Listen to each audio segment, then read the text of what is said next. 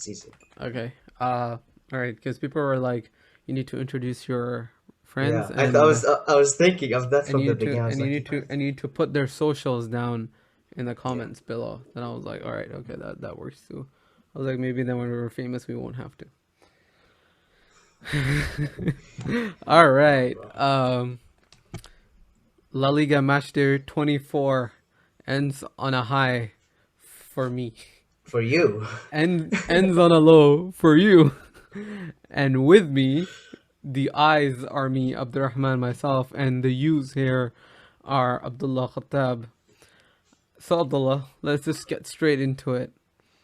A lovely 1-1, well fought, very well deserved draw for Barcelona against the mighty Cadiz. I mean, if we're talking about like consistency and comparison to the beginning of the season, at least we didn't lose to them. We lost in the first leg, so massive improvement over the first leg. Round of applause for Ronald Koeman for starting the exact same lineup against Paris Saint Germain. I mean, you sometimes you Oh, just really have to test your players. Speaking about PSG, and today,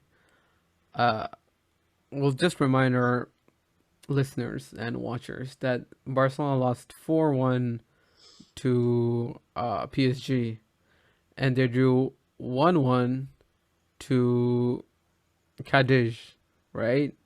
But my man Ronald Koeman comes out and says, I was more disappointed today. What are your thoughts on that? This is an actual quote. I am more disappointed today than I was against the loss versus PSG. I mean, look, to be honest, thinking about it in the way that it's been said, he has a better shot in the league than in the Champions League. And today was a game that everybody thought we were gonna steamroll. On paper, it looked like the perfect game for Barcelona to bounce back before the back-to-back Sevilla games that we have up next in the league away from home, and then at the Camp Nou, hosting them in the second leg, which we need to win 3-0 in order to qualify after losing Yeah. the 2-0 in the first leg. So thinking of it this way, I'd say he's more disappointing losing today because we actually were the better team today. It's just a lot of our players could not convert their chances, individual mistakes. But here's the thing: when I say individual mistakes, and that's something that Coman even used in the press conference recently, and said that we shouldn't have lost this game. There's no excuses. It all came down to individual mistakes. But here's the thing, man: it's individual mistakes, yeah, but if you notice, it's the same people committing those individual mistakes that are back in the lineup game after game, despite these shocking performances. And I'm talking about you, Clement Longley. I'm talking about you, motherfucker. All right, let's hold our tongue right there. I agree with you. It's a trend that we see all over football. However, there's something I'd also like to point out. Not only that there are the same people committing those mistakes, but it's also the same type of mistakes. And we talk about Longley. Didn't Barcelona just sign him an extension until 2026? Yeah, yeah. But to be fair, before that, we did not expect him to, come up with the Maldini Puyol levels of defending this season that he has done. So it was a in hindsight, it looks like a horrible decision to tie him down to a contract until then. But he was good before. He was never this bad. That's the thing. It's just this season that he's really imploded. Last season he was also shaky and sus in terms of being a defender, but this season he's terrible. And I don't know where he goes from here. To be honest, is he going to get sold? Is Coman going to keep starting him? Because once Ronald Araujo is back, I don't want to see Langley back in the lineup. I would rather see PK and Araujo in defense, or Mingueza and Araujo in Mingueza. defense. I don't know. I do not want to see Umtiti. I do not want to see Longley. I do not want to see Mingueza at right back. I don't want to see the same players over and over again. I don't want to see Ricky Puig coming on in the last 10 minutes every game. There has to be some serious changes. Trincao has performed fantastically in the last couple of games. He scored, but how many minutes did he get against Paris Saint Germain? How many minutes did he get today when he should have played today to lift up his confidence back up again? He's been playing well. Why isn't he getting the minutes? Why are we seeing the same horrible players back in and back out every single week after losses? Like, no mistakes learned. Coman is honestly making it impossible for you to back him up. And even if he's a club legend, even if he's made promises, even if he has his positives, he makes it impossible to back him this season because it's one step forward, two steps back every damn week, honestly. There's no consistency. Every time we catch a little bit of wind of form, something bad happens and we're back to the same spot again. And a couple of remontada hype videos get you cheered up again and excited for the You'll season. need But that for it's next week. no, that's the thing. It's just remontada, watching remontada videos and people actually believing that we're gonna come back and win trophies this season. And you think to yourself, okay, I mean, it's out of the table. It's out of the table. It sounds delusional, but you know what? Like, what's football without just putting in that little extra faith in your team? But it's just this Yeah. team this season does not deserve our faith, to be honest. Okay, well enough. So I've seen a lot of blame right now being put on the back line and Longley for giving away that penalty. Uh, but I'd just like to stop there and let our listeners know remontada means come back. And uh, Barcelona aren't doing well, so FC Barcelona's social media has probably been the best performing outlet for them this season. um, so let's talk about an outlet that did not perform well. The attack. Uh, 24 shots, I believe, or 25 shots, Mhm. and one goal, which was a penalty. What are your thoughts?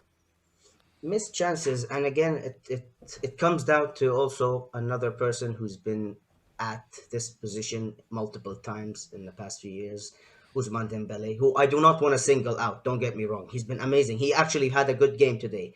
It was just his final touch. It's just when he is in those critical positions, these crucial moments, he just doesn't it doesn't seem that he can deliver as of late. He missed two sitters in front of goals today that could have really finished the game earlier on for Barca, but he missed those. Messi with a chance, giving it to Griezmann, and Griezmann also missing that chance. We've had so many chances today. It wasn't that we didn't create. We had two goals ruled out for offside earlier on, and we were creating a lot of chances. It's just the finishing, and again, it comes back to teams playing you know the park the bus system, Yeah, defending against us and playing a low block, and we struggle against that. But today we created chances and we didn't finish them. And of course, the individual mistake at the end costing us a penalty and the game. It's unfortunate, but I can't say honestly that I did not see that coming. To be honest, I was just talking with a few friends yeah. of mine yesterday, and everybody around me was like, you know what, Atletico dropped points. You know what that means. Barca's probably dropping points next. Don't get your hopes up. But It again and is. It again, is a trope that goes around with all the teams chasing, right? They're like, oh, okay, just because the leaders drop points, just be careful because you're probably gonna drop points too. Same as a Madrid fan. Before going into our match, I was like, I'm not sure if we can get those 3 points, but we'll get to that later. Let's talk about the penalty incident more. So the ball just comes in. It's a 50-50 more or less, or it's been crossed into the striker. It's there to be won. Uh, do you really blame Longley for that? Because he's just going for it. He's just trying to clear the ball. There's no harm intent, and if in anything, it's the striker being clever. He covers the path of Longley's foot to the ball because even if he doesn't manage to control it or whatsoever, it's probably he's not gonna make a chance out of it. He's not gonna make a clear cut chance out of it. So do you blame Longley for going for that 50-50, or do you just think it's the cunning striker that got that penalty out of nowhere? both. But to be fair, Longley's just his rushing into tackles has been a problem for us this season.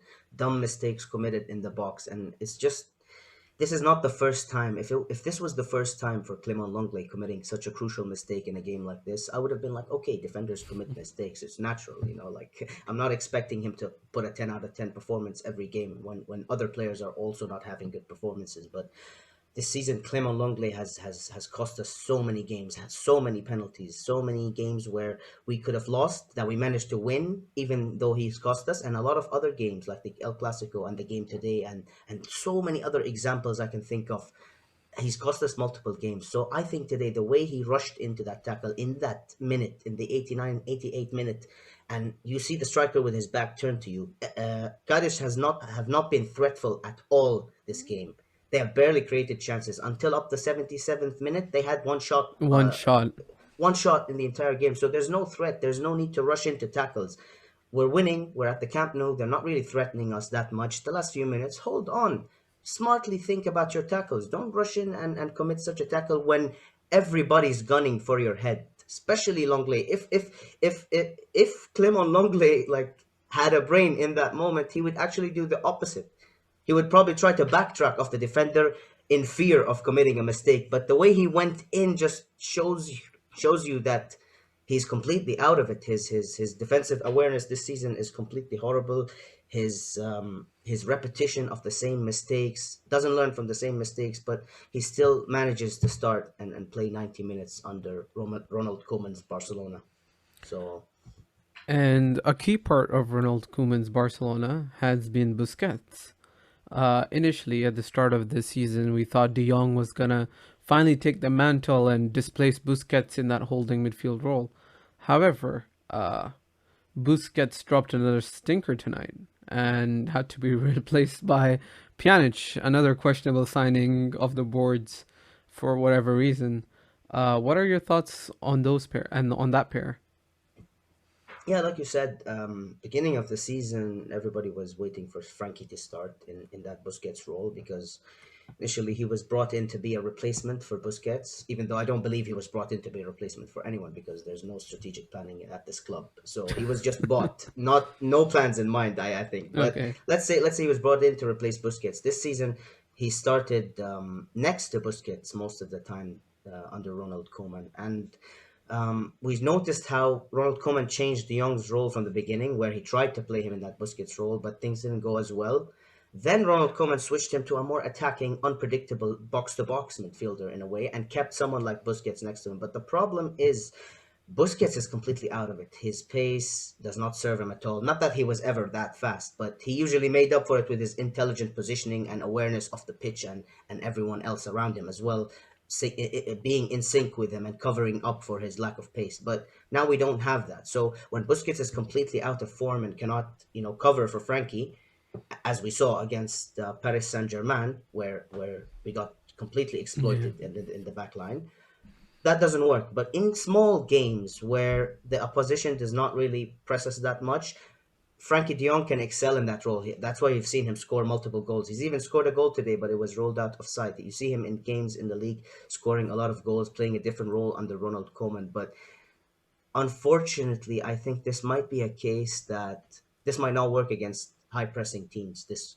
de Jong being playing the attacking role and going pushing forward, because when he does that, we're going to be exposed at the back in that midfield, and Busquets is not going to cover for him, obviously. So you can't have De Jong and Busquets at this point. I think we need someone that replaces Busquets that can allow De Jong to truly flourish and go up front without feeling like that we're going to be left exposed at the back.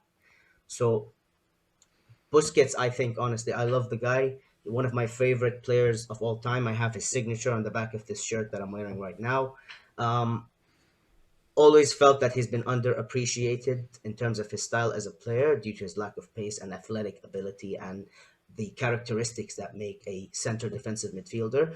But his elegance on the pitch, his vision, his passing, everything about him, and the way he gelled with Xavi and Iniesta and connected that defense that we had back then with Puyol, PK, Abidal to the attack and to the other midfielders. The way that he did that was amazing. So I feel like due to Busquets being played beyond his prime years, a lot of Barcelona fans have kind of begun to hate the guy for getting what he's done for the club.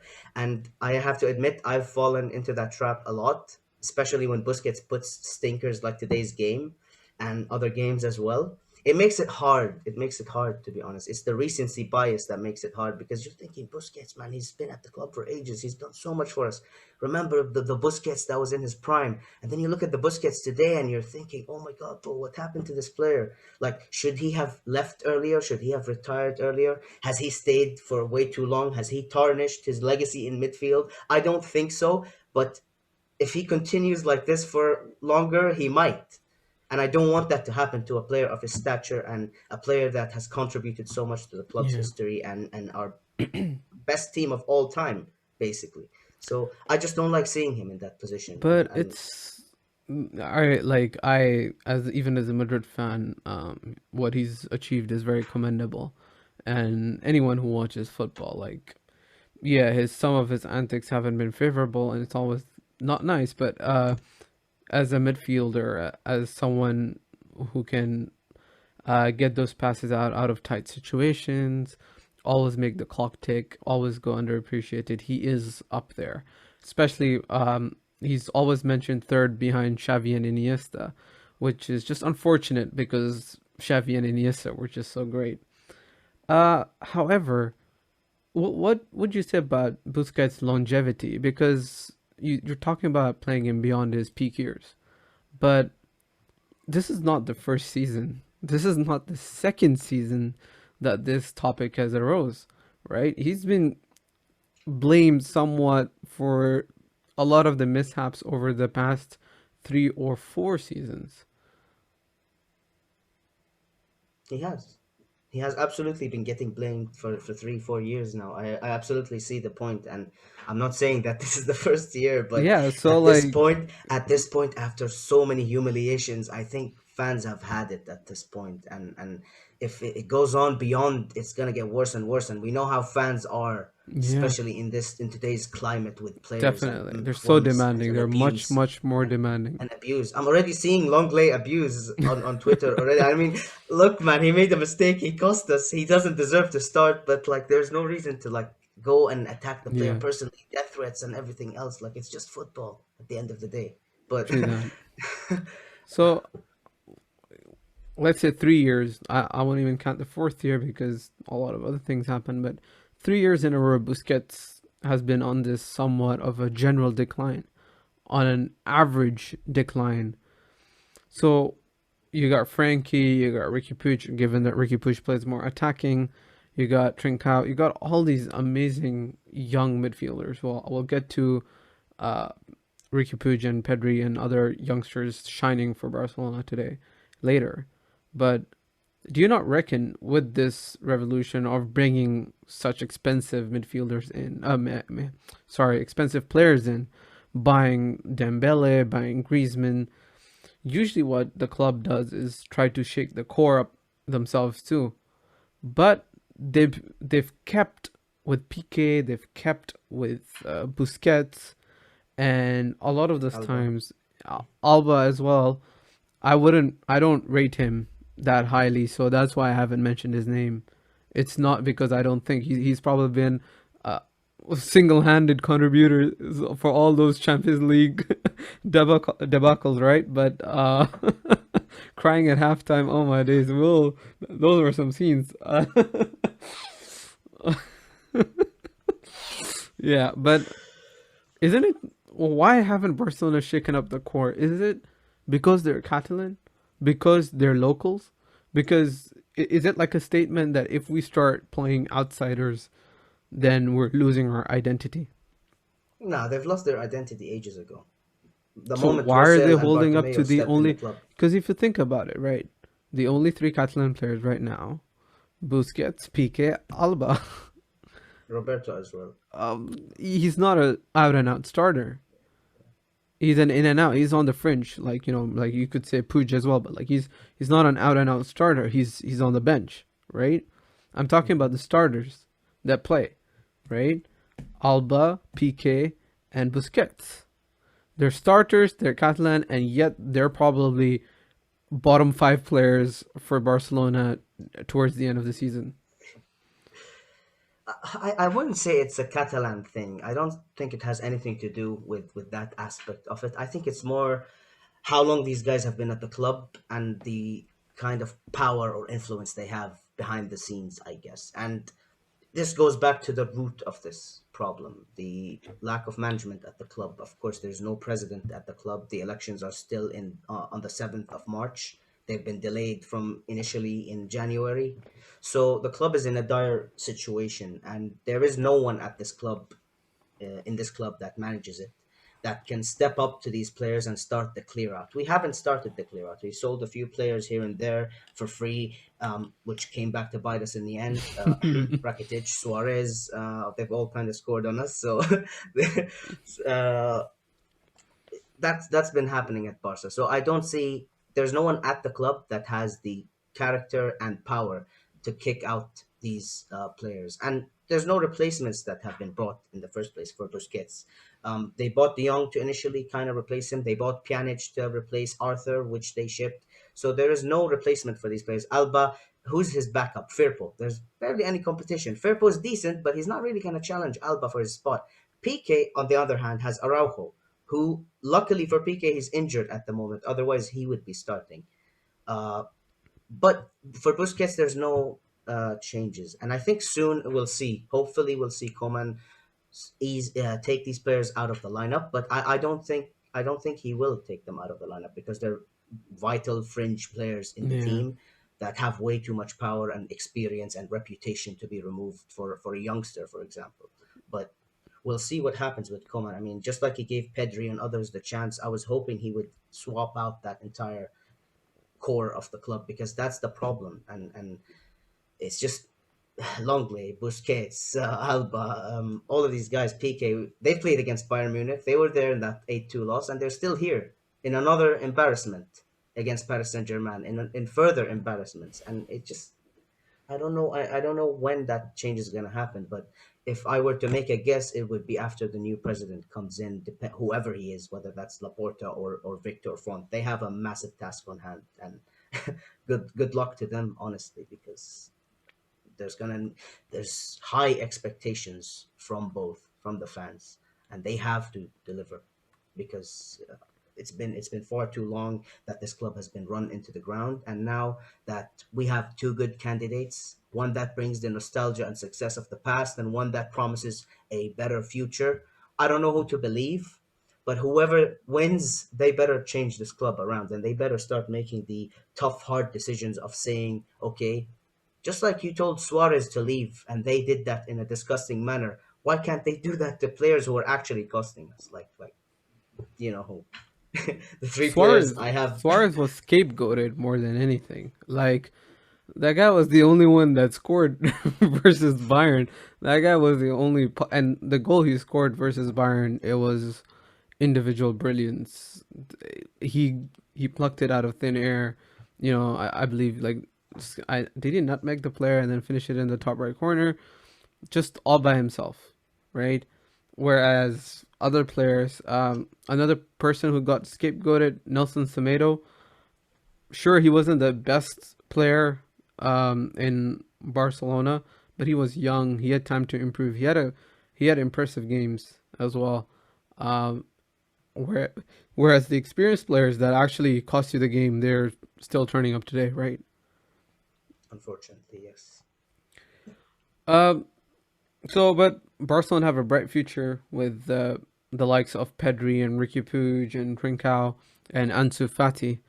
Uh, so I wouldn't be too worried for Barcelona fans if I were you. Uh, Pedri won the penalty today and played really well in the midfield. Played as a team member, which sometimes youngsters forget that they have to do as well because they want to make their impression right away as well. Well, moving on to the match that probably gave both of us some hope. Levante Masterclass over a rumbling Atleti, 2-0. How'd you feel about that one? It's not just that they drew with them earlier in the week as Yeah, well. It's the back to back. 5 points. They took 5 points from them in a single week. They took the league from dead. Oh, Atletico already won this, to, Yeah. oh, is there actually a chance? it's crazy how Levante also, like, this is not the first time they pull off something that impressive. I remember they ended Valverde's Barcelona's unbeaten streak in the league in that five Yeah, four game. yeah, I remember. So I so remember.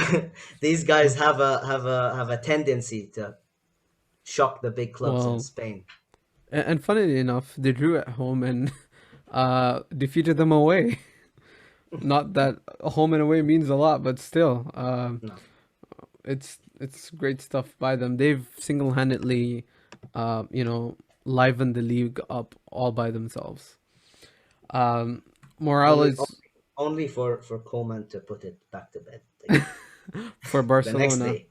The next day. but I believe this game, right? It was also because of how tired Atleti are now, right? A lot of their players are getting injuries, and a lot of their players, um, are struggling to sustain that win percentage, that effort. Because Atleti, sometimes they've been convincing, but they haven't won many matches more than a two-goal difference. A lot of their wins have been 1-0s and 2-0s because Barcelona are the best offensive team still in the league by still a margin, right? But Atletico have just been the most efficient team. They've been good on their defense, playing five at the back when needed and three at the back when attacking.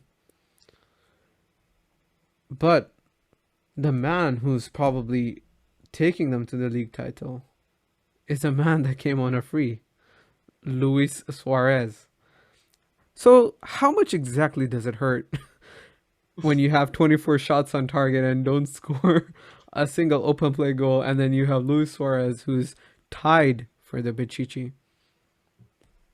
It doesn't feel good, but the Suarez deal, man, the Suarez deal was it was the way that he left the club without a replacement and the way they kicked him out that pisses me off more than the fact that he left. He eventually had to go at one point, and don't get me wrong, top scorer, fantastic player. I am so grateful for everything he's done for Barcelona, but he had to leave at some point. But the problem is we didn't get a replacement for him, and we sold him to a direct rival for free, and you see what's happening. Messi, I think, got past him today with his goal or tied him. I think they're tied. They're tied with the Pichichi now at 16 goals. Yeah, but yeah, it hurts. It hurts seeing Suarez do that for Atleti, and especially knowing that we sold him for free and we wanted him out like he was some garbage, some rodent in the club that we wanted to exterminate, and that's how that's how we treated him. And now it's all coming back to bite us. It's not just Suarez. Like even Rakitic came and scored against us in the cup. So it's gonna be a season filled with ex players coming to bite us back. And hopefully that doesn't happen against PSG in the second leg when Neymar comes back. But yeah, Atleti have been narrowing past games, but that's what champions do, I guess. You have to have that ability in you as a team to edge and win games that you might not be the best team in. And today, Barcelona's game, that was one of those games, tough game to score, but Barcelona should have gotten Should have past gone Cadiz on in a scores. similar manner to the way Atleti have been getting past Yeah, teams. In a similar way, Real Madrid got past teams in the in the last when five football matches. came back. Yeah, when football Oh came yeah, back those after the two. lockdown, the way they used to get past teams in tough games. We'll But we'll yeah, get to that just in a moment. I just want to talk more about Suarez. If Atleti win the league, does he get La Liga's best player of the award? of course. I don't see why not. He's been fantastic. He scored 16 goals this season, despite also not featuring in a couple of their games, despite Yeah, also having a bad run in the middle as well. He's had his high at the beginning, went dipped down a bit, and he's come back even stronger. So I don't see why not if Atleti win the league. But that's a massive if. The league is still alive as we've seen this week, and we don't know what can happen. now, moving on to being efficient. Towards the end of last season, like you mentioned, uh, it was a bit of Madrid's efficiency that got them the league title, and it was a bit of Barcelona throwing it away. And this season, until last week, before the first game against Levante for Atleti, it seemed like the other way around. It seemed like Atleti were the league runners, and Barca and Madrid were throwing it away. But now that's all switched up. Atleti have dropped 5 points in 2 games. Now the difference between Atleti and Madrid is just 3 points with a game in hand. However, in 2 match days' time, it's the Madrid derby. If Atleti win that, is it goodbye for Barcelona? Because there is no one to stop Atleti anymore. It's a tricky situation. I wanna say no I, because I I don't don't want to want. say I don't want to say it's goodbye for Madrid because Yeah. we still might have a chance. We're not that far away. But for Barcelona, who are 8 points behind uh, Atleti, right? Hmm, It could get worse. It could turn to 11 and then 14. true. It's just I want to say that we have a shot even if that doesn't happen, so I can build a contingency for myself so I don't have to support Real Madrid in that game, which is probably what I'm gonna have to do at this point. I really do not want to, but I did say that Atleti have a game against Real, which I do think that Real are the favorites in that game. If I'm being honest, I do think Real have what it takes to crack Atleti, and they've done it earlier this season. Yeah. So I'm hoping Real does us a favor in that game. But if Atleti manage to win that game, it's gonna be super tough for Barca. But if they do beat Real, I also think it would be over for Real as well because the difference between Barca and Real is just 2 points. If we Uh, win our game in hand, if you win your game in hand. yeah. So, But you know where else is the difference of 2 points? hmm Between Barcelona and Sevilla. oh, And they've played a game less. So by the they end have of us this next, and we have them so by next. by the end of this match week, Sevilla could be third and Barcelona could be fourth.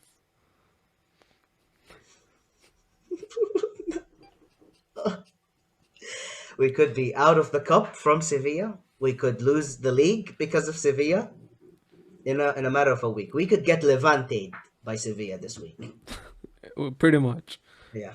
And then the just right after losing out on the cup, you guys can lose out on the Champions League as well. Mhm. It's a matter of 3 days or think or a week. It is. It's must-win games for Barcelona next day. They cannot afford to mess up. Sorry, could you remind me They when the elections are for Barcelona the 7th of March, and when's the return leg? 10th of March. So the new president might as well be Oh, coming to oh. an empty Barcelona. The new president might as well be walking into the club who was knocked out of all competitions. The new president is gonna sign a player in those 3 days before the game. How? He's a, gonna a organize the Braithwaite, a club in three Braithwaite days to signing. come back. He's gonna organize the club in 3 days. Uh, Now But let's move no, no, on no. to Madrid's efficiency. The team that's been plagued most by injuries in entire Europe, with over 41 injuries since the start of the season. Um, Probably 40 of them are for Hazard, but in all seriousness, 41 injuries to I believe 21 different players, which is an insane amount. Yet, Zidane's men are still expected to challenge for the title, and so far they're not doing a bad job. Now, did you catch the game against? I I caught the end of that game when it was 0-0. When it was 0-0 and like 55 minute or something, I said to myself, let me join and see if these guys can actually hold Madrid down to a draw. But then 10 minutes later, Casemiro scores, and So this season, our style of football has been random. It hasn't been one way, and the main contributing factor to that is we don't have our players fit. Sometimes we don't have a left winger. Sometimes we don't have uh, a right back. Sometimes we don't have a left back. There are at times that we've had to play Lucas Vasquez at right back because both of our right backs got injured. There were times that we don't play with the center forward because both of our center forwards, after loaning out Jovic, none of them were fit, right? We had to play with false nines. And yet, we're still in the league. I don't think Zidane is getting the credit because I don't need to remind people, but we signed zero players in the last three transfer windows and sold over 100 million worth of talent. That's exceptional. In this day and age, to win the league, get no backing because of COVID financial situations, and sell 4 or 5 young, promising prospects, which would probably bolster your ranks and help you out, and still be challenging for the league title despite all the difficulties, is exceptional. I think Zidane is so underrated as a manager. It's not the prettiest of football, don't get me wrong. It's nowhere near as 2011 Barcelona or 2017 Madrid. It's not as fancy. It's not as pretty. There's no sense of style or direction. But the results are there, and that speaks volume. No, I can't say anything else. Every time you think Zidane's on the edge, every time you think he's on the ropes, he manages to get his team back in shape and back to winning ways. And we've seen that in their last games. They've won the last 3 games, I Yeah. think, and bouncing back after a couple of worrying results. And we've seen that multiple times. It's not the first time this happens to Zidane. Every time he gets under fire, he steps it up and he ends up overachieving every time. So even as a rival fan, I have to say that Zidane always manages to overachieve in certain situations and bring back the team from positions that you think, okay, at this point they're pretty much done, and they always manage to come back. And they did that last season after the lockdown when they won the league. And it just comes down to I guess performances, special performances from certain players, especially Thibaut Courtois. What do you think of his performance against Valladolid? He was fantastic. Fantastic is not a superlative big enough for Thibaut Courtois.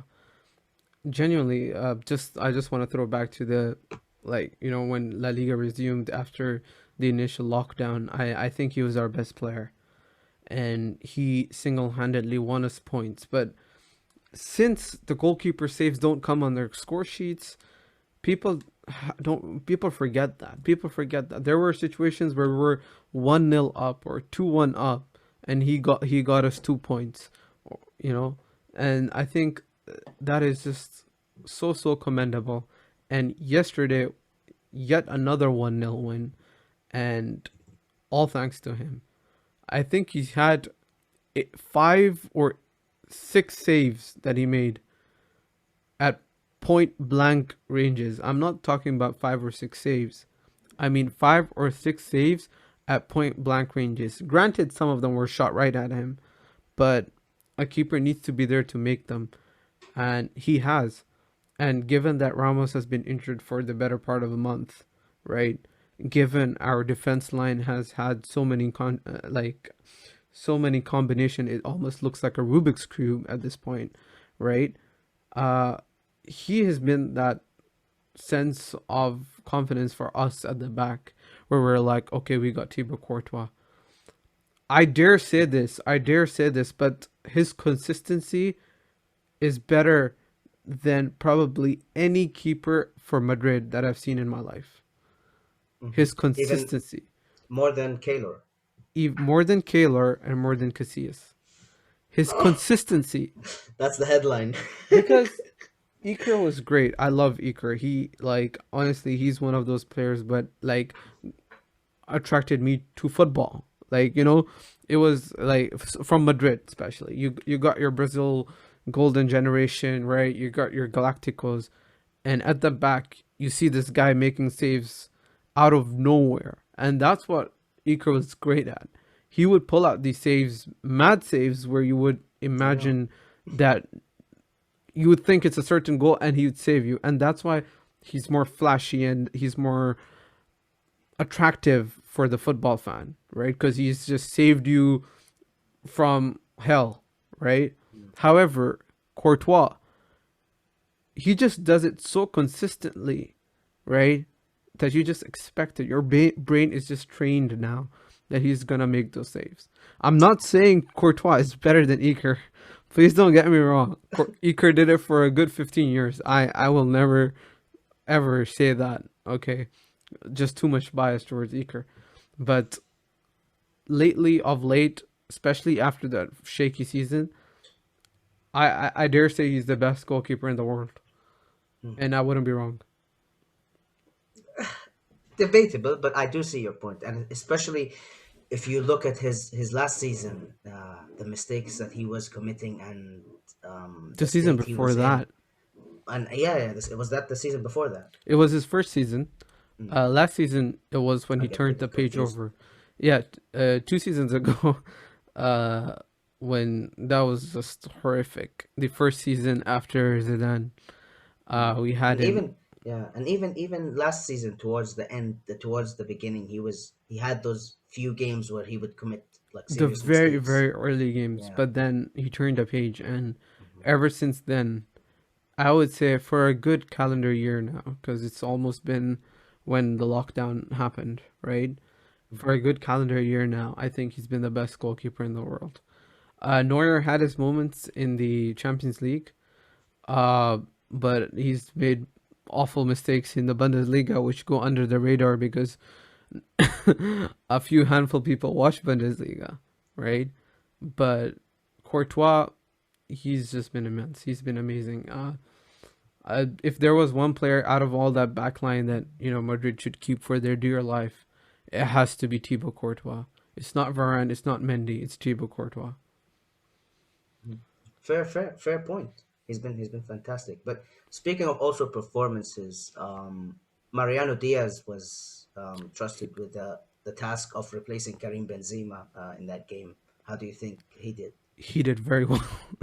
He did very, very well. The true heir to the Real Madrid number 7. He's been stripped off. That is sarcasm, by the way. I would ask Hazard to take that shirt off right now and give it back to Mariano Diaz. He was very good. Uh like he brings a lot of energy. I know these are very vague terminologies and I don't like them myself when people say this. Like, what do you mean he's bringing energy and passion? But he does. He does bring energy. He does bring passion. At times, you might feel this with Barcelona as well. At times, you're in a build up and attack against the low block, and the players are struggling to move, right? They're so rigid. Your own players, they're so rigid, and you're like, what's happening, right? And we have Mariano Diaz, a nobody, right? Like, I Who bet scored against Barcelona? who has more El Clasico goals than Lionel Messi in the last 3 years? Uh, he comes on and brings that energy. He had 2 offside goals, by the way. That is something that he needs to work on, but I can definitely see why Zizou put him in front of Jovic. Jovic left because he was third choice, not because he wasn't playing. Jovic left because he was third choice and Mariano Diaz was second choice. And it's easy to see why Mariano Diaz is second choice. The guy's off the ball movement is pretty good. I'm not saying it's the best in the world. I'm not saying he should start for Real Madrid.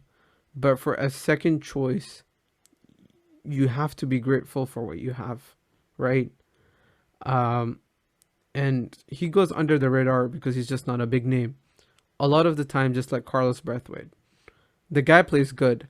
He does not play bad. He doesn't play terribly. He plays the maximum of his potential, right? And therefore, we should look at him for what his potential is. And for Mariano Diaz, how he plays, how he tries to link up with players, get involved. He's good in the air. Uh, just his game against Valladoid, right? Uh, he wrong-footed defenders so many times. One time he would run towards the right side of the pitch. The next time he would run to the left side of the pitch. It's the simple things that catches the center back off guard, and I personally was happy. I think he should have gotten himself a goal because he was clear on so many chances, but also he's playing for Real Madrid. So also I see the criticism. I see why people look at him and say, you got two through balls. Why haven't you scored them? Why are you offside? I totally understand that.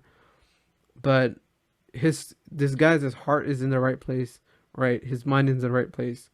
And with Benzema out and Benzema aging, I can clearly see him starting more and more and getting more goals. If anything, this might prolong Jovic's return.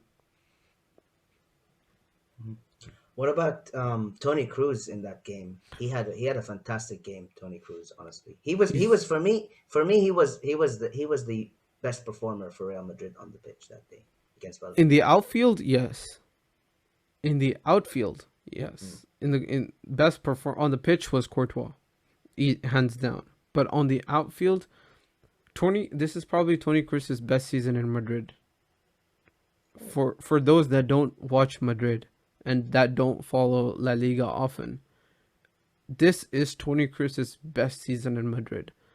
I think last season he faced a lot of criticism, especially after that Champions League exit, because he kind of hid for the first time in a big game, which was very unexpected. This guy was, that three-peat winner. He was one of the main teams in the three-peat Of winner. course, To yeah, to with recall, yeah, Modric and Cruz. Yeah. yeah, to recall, one of the moments. I don't know who said this, but he was like, for in that 2017 Champions League final versus Juventus, right? Someone recalled that Cristiano Ronaldo, Sergio Ramos, these guys were panicking.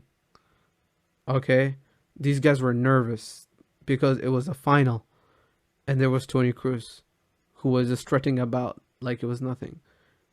You need those players to have that calm presence in a team.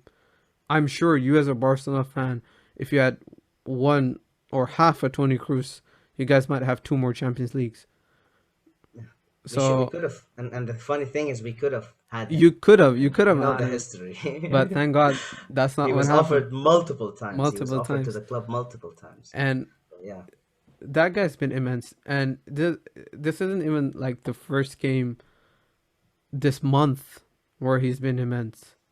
He's been immense in all three games that he's played this month. Uh, he is probably our best outfield player for this season. It's a That's pretty bold claim, to be honest, saying that this is his best because season in terms of. Benzema scores the goals, right? Mm, And people are like, "Whoa, Kareem, amazing," but he misses a lot too. All right, he has those blanks. But Cruz, this season, he's just been so good. Um, he's probably up there for the world's best midfielder this year, this season.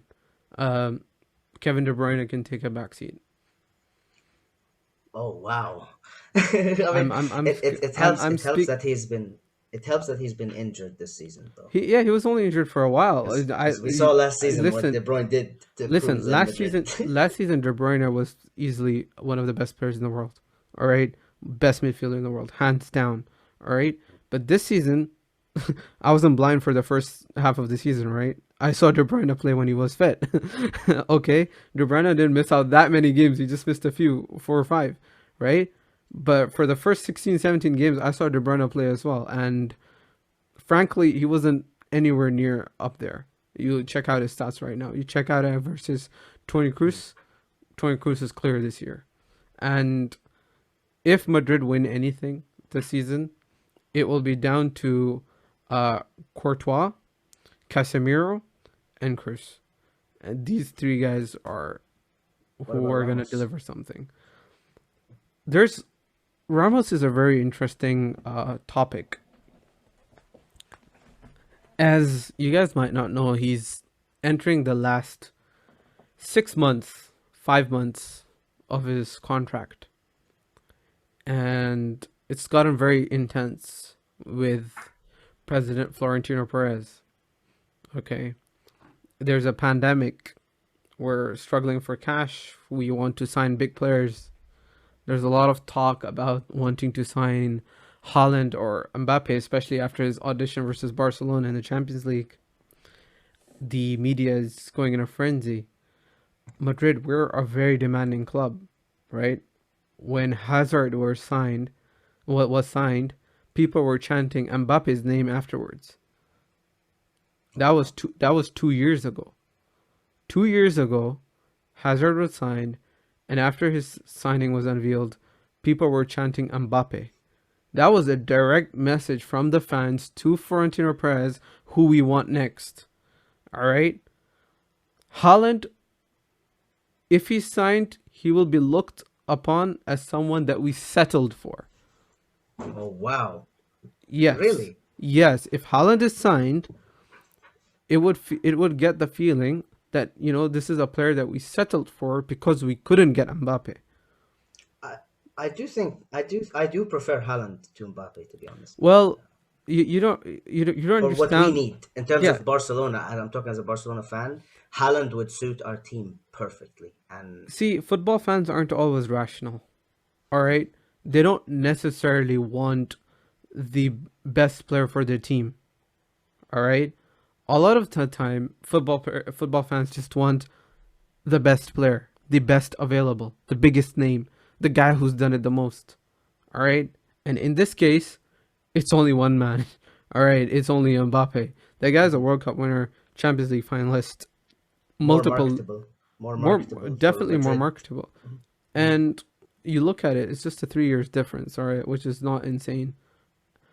Haaland has done well. He's scored in a few Champions League games. He's done well in Bundesliga. He has a goal per game average, which is immense for his age. Incredible. All right.